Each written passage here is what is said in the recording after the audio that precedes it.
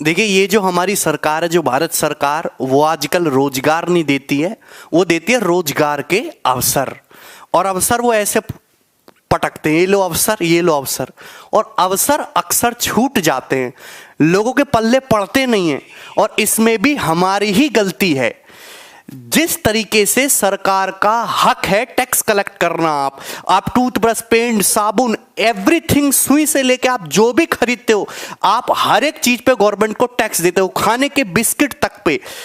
उसी तरीके से सरकार की भी नैतिक जिम्मेदारी है कि भारत में रहने वाले हर एक व्यक्ति को उसके अनुभव के हिसाब से, उसकी एजुकेशन के हिसाब से, उसके टैलेंट के हिसाब से रोजगार दिया जाए।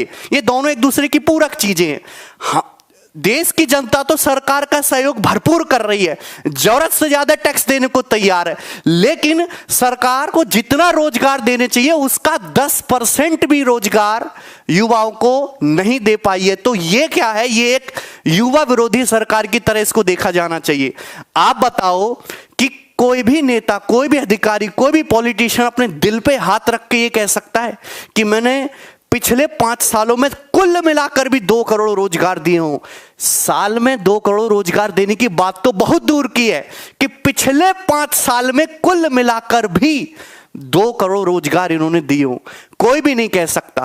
कहते कि हमारा इंडिया डिजिटल इंडिया बन रहा। भाई, डिजिटल तो विश्व बनना है। अफ्रीका में भी इंटरनेट चलता है, नेपाल में भी इंटरनेट चलता है, भूटान में भी इंटरनेट चलता है। हाथ में एंड्रॉयड फोन आ जाना और सस्ता इंटरनेट आ जाना और फेसबुक पे अकाउंट बन जाने को डिजिटल इंडिया कहते हैं। जिस इंडिया में 1 लाख स्टूडेंट का ऑनलाइन एग्जाम एक दिन में नहीं हो सकता, वो काहे का डिजिटल इंडिया है? बेरोजगारी 45 साल के चरम लेवल पे, कोई बात हुई भाई? ये है बेरोजगारी 45 साल के चरम लेवल पे पहुंच गई। आप 1 लाख स्टूडेंट का एग्जाम एक दिन में नहीं करा सकते, एसएससी, सीजीएल, टायर 2 का। अरे चलो पैसा नहीं है, 3 दिन में भी करा रहे हो, सेंटर आपको वही रखने को कि उनको पैसा दे दिया है, 3 दिन में एग्जाम करा रहे हो, कम से कम पेपर का लेवल तो सेम रख लो।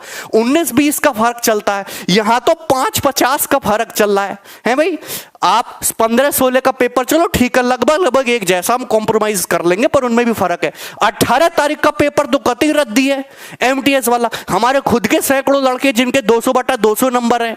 अब बताओ, उन 18 तारीख के स्टूडेंट के टोटल 600 में से 540 स्कोर लाके उनका लिस्ट में नाम नहीं है। आप बताओ, उनका लिस्ट में नाम नहीं हो, कैसे करेगा बच्चा? 15-16 तारीख वाले बच्चे जिनके 120 नंबर हैं, उनके बढ़ बढ़ के और उनका लिस्ट में नाम है। आप बताइए कैसे काम चलेगा? अगर आपसे पेपर नहीं बनाया जा रहा, आपकी टीसीएस पेपर नहीं बनाया जा रहा, आपका एसएससी पेपर नहीं बना सकते, तो हमको बुला लो।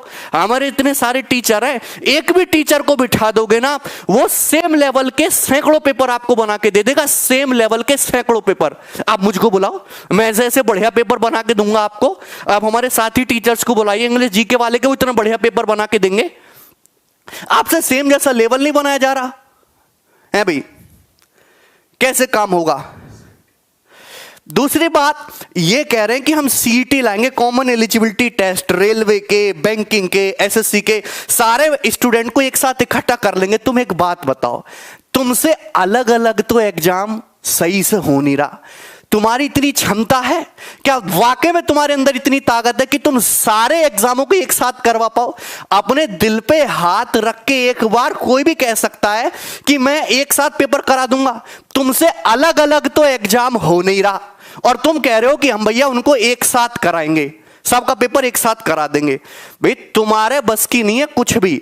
आप बहुत अच्छे आदमी हो, आप बहुत अच्छा काम कर रहे हो देश में, बट एक बात माननी पड़ेगी, केवल एक बात मैं क्रिटिसाइज करूंगा कि आप युवाओं को रोजगार देने में पूरी तरीके से फ्लॉप रहे हो।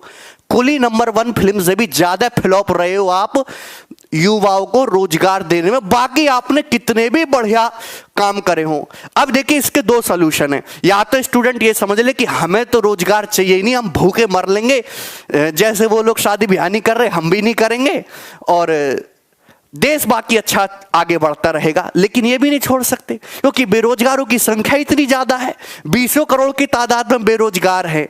भाई जिसका बिजनेस ठप हो गया है तो वो भी एक टाइप से बेरोजगार भी। अगर मैं केवल छात्रों की बात कर लूं, जो लोग ग्रेजुएट कर चुके, उन्होंने ग्रेजुएशन कर ली, तो किसी ना किसी टाइप का रोजगार तो वो भी डिजर्व करते हैं। सरकारी ना चाहिए, प्राइवेट दो। मैं थोड़ी ना कह रहा हूं कि सरकारी रोजगार दो, आप फैक्ट्री लगाओ, कंपनी लगाओ, प्राइवेट रोजगार दो, कुछ भी उनकी क्वालिफिकेशन के हिसाब से, एक अच्छा वेतन उनकी क्वालिफिकेशन के हिसाब से उनको रोजगार मिलना चाहिए। हमारा देश जो है वो एक विकासशील देश है, ठीक है भाई।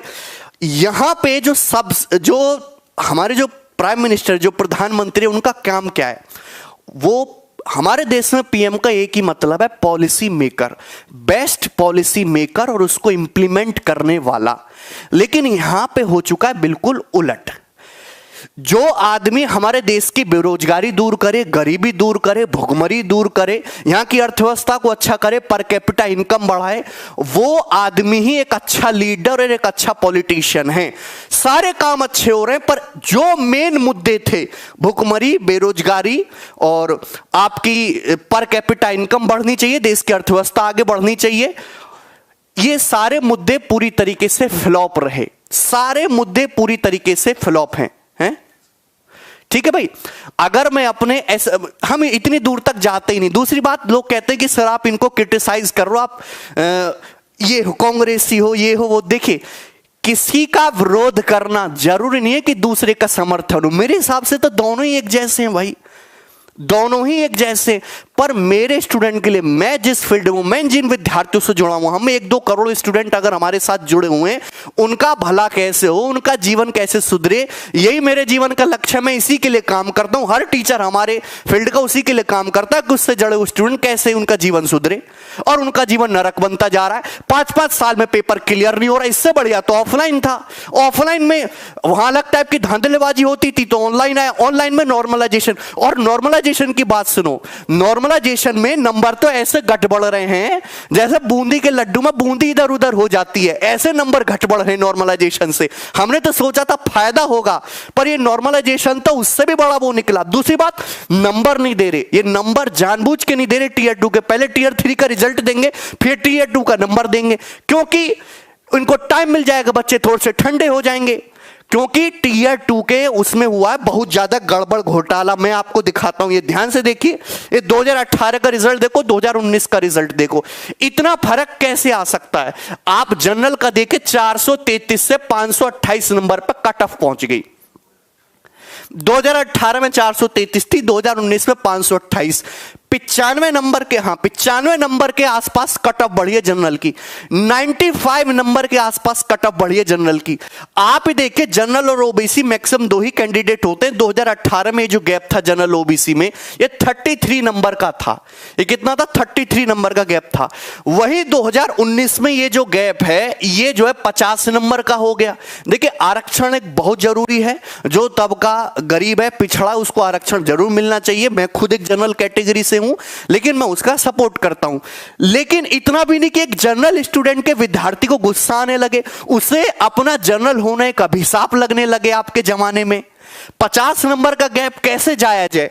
कौन इसको जस्टिफाई कर सकता है? आप बताओ, कोई भी जस्टिफाई कर सकता है कि एक जनरल ओबीसी के स्टूडेंट में 50-50 नंबर का गैप आ रहा है, वो भी केवल टीयर 2 तक। अभी तो गैप टीयर 3 के बाद और बढ़ेगा, फाइनल सिलेक्शन में और बढ़ेगा। बताइए। और हम कुछ कहें तो हम आंदोलन जीवी हैं, है भाई। ये बेवजह के भड़का रहे हैं, देश आगे जा रहा है, तरक्की कर रहा, देश खतरे में, निकाल दिया हमने, ये कर दिया और वो कर दिया। अरे सही लॉजिकल बातें करो यार, हैं? अगर आप सही से रोजगार दोगे, हमारे लोग आगे बढ़ेंगे, तो क्यों करेंगे? इनके पास खाली टाइम थोड़ना है, दिन भर ये फेसबुक उस पर लगे रहते हैं हमारे स्टूडेंट। क्यों? क्योंकि इनके पास काम नहीं है करने को। अब सब आईटी सेल में थोड़ ना जा सकते हैं। आप खुद देखो कैसे कैसे कितने कितने नंबर बढ़ रहे हैं। 95 नंबर, 78 नंबर का गैप आ गया एक साल में कट ऑफ में। स्टूडेंट वही रहा, सिलेबस वही रहा, है भाई। एक शिफ्ट 2019 में 18 नवंबर की एक शिफ्ट आसान आते ही भैया 200 नंबर वाले पीछे रह गए। और 15 जिनका 15 तारीख को पेपर था, उनके 120-130 लाख के लिस्ट में नाम है, और 18 नवंबर वालों का 190 लाख के नाम नहीं है, है भाई।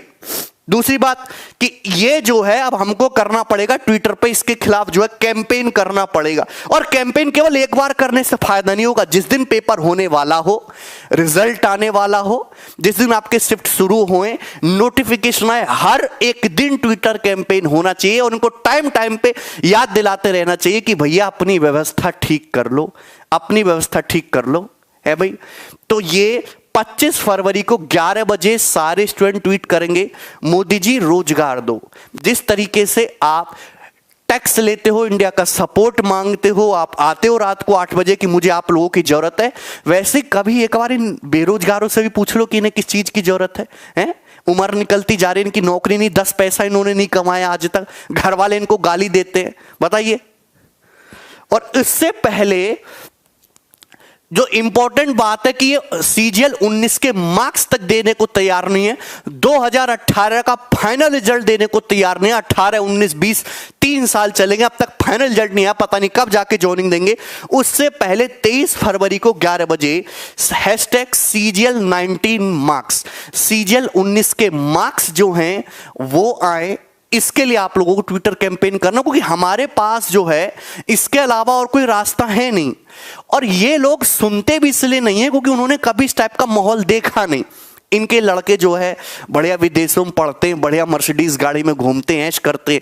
कभी इनको बोलो कि यार आप एक बार जाके मुखर्जी नगर में रहो, वहां वो सूखी दाल खाओ, 3 दिन पुराना रखा हुआ आटे की रोटी खाओ, तब जाके इनको पता चले। है उधार मांग मांग के किराया दो आप अपना, भूखे सो किसी दिन, बताओ, तब तो इनको समझ में भी आए। इन्होंने खुद उस टाइप का स्ट्रगल देखा नहीं है, इस टाइप से उनको आपके प्रति इतनी फीलिंग्स भी नहीं है। और ये आपको बतानी पड़ेगी, अपना दुख दर्द समझाओ, बार बार इनको याद दिलाते रहो। केवल 25-23 तारीख को नहीं, हमेशा हर दिन, जिस दिन एग्जाम से रिलेटेड कुछ भी बात हो, आपको ट्विटर पे अपनी आवाज उठानी। बस इतना ही मैं कहना चाहता था आप लोगों से। धन्यवाद। सब लोग एक साथ रहें, जुड़ कर रहें, अपने टीचर्स को भी सपोर्ट करें, क्योंकि टीचर सब धर ले जाएंगे एक दिन। मजाक नहीं कर रहा, सारे टीचर धर ले जाएंगे एक दिन कि तुम बड़ा बोल रहे हो, उठा लेंगे तुम्हें, इन सज्जन को बहुत तकलीफ हो रही है सरकार से, हैं? और तब उस दिन हमें तुम लोगों की जरूरत पड़ेगी और आप भाग गए तो फिर भैया सरकार जीत जाएगी।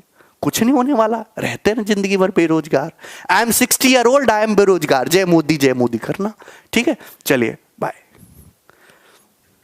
ठीक है, हाँ, ट्विटर पे आप लोग फॉलो करिए हमको, डिस्क्रिप्शन में लिंक है, मैं ट्वीट करूंगा, आप उसको रीट्वीट करते रहना बार बार।